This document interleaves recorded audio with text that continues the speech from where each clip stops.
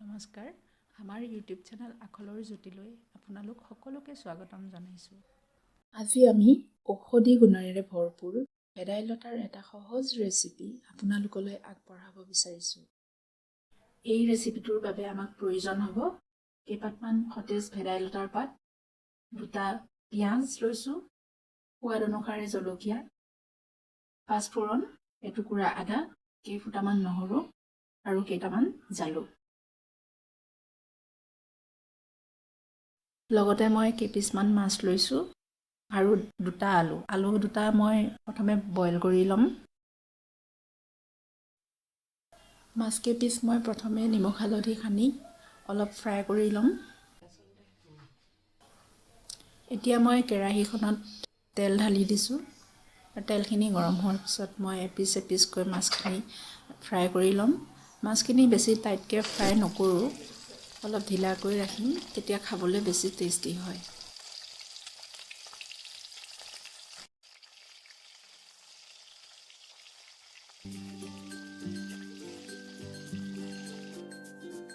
এতিয়া মই ভেদাইলতাৰ পাতখিনি মিক্সিত দি এটা পেষ্ট বনাই লৈছোঁ। এতিয়া মই মাছ ভাজি থোৱা মিঠাতেলখিনিতে পিঁয়াজখিনি দি ভাজি ল'ম।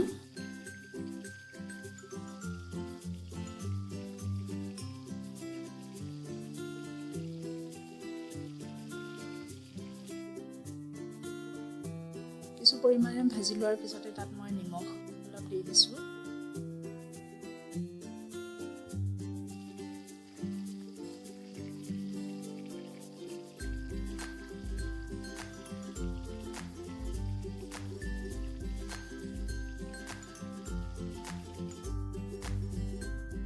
নিমখখিনি দি ভাজি হোৱাৰ পিছতে মই এতিয়া নহৰু আদাৰ পেষ্টখিনি দি দিছোঁ।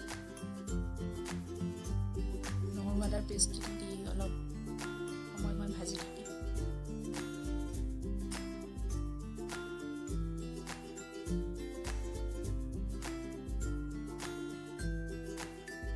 ইয়াৰ পিছতে মই জলকীয়াকেইটা দি দিছোঁ।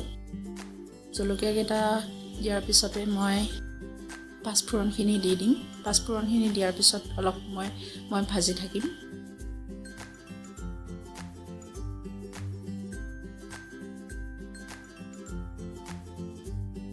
তাৰপিছতে মই এড কৰিছোঁ জালুকৰ গুড়িখিনি।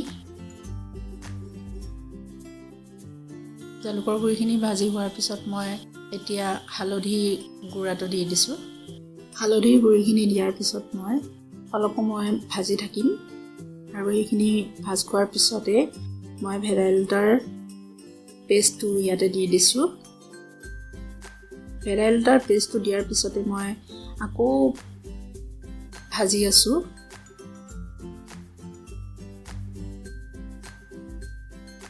এতিয়া মই ভেদাইলতাখিনি ভালদৰে ভাজি লৈছোঁ। এতিয়া মই বইল কৰি লোৱা আলুখিনি অলপ গুড়ি কৰি ল'ম।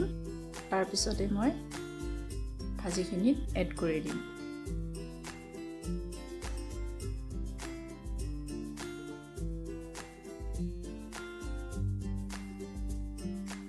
এতিয়া মই আলু আৰু ভেদাইলতাখিনি পুনৰ ভালদৰে ভাজি লৈছোঁ। ভাজি হোৱাৰ পিছত মই ইয়াত দি দিছোঁ গৰম পানী।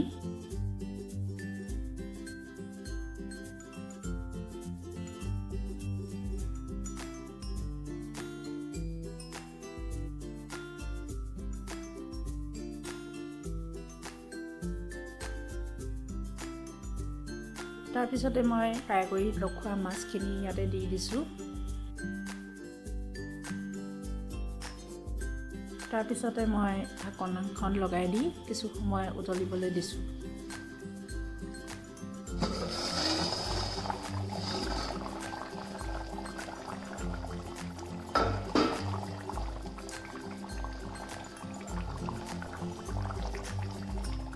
পাঁচ মিনিটমান ভালদৰে উতল অহাৰ পিছত মই গেছটো চিমত ৰাখি তাতে অলপ ধনিয়া পাত কেইটামান কাটি দিলোঁ।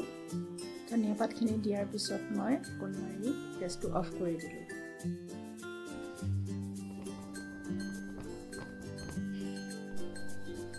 এয়া আমাৰ ৰেডি হৈ গ'ল ভেদাইলতা আৰু মাছৰ জোল। আপোনালোকেও ঘৰত এবাৰ ট্ৰাই কৰি চাব। ভিডিঅ'টো ভাল লাগিলে লাইক কৰিব, কমেণ্ট কৰিব আৰু আমাৰ চেনেলটো ছাবস্ক্ৰাইব কৰি দিব। ধন্যবাদ।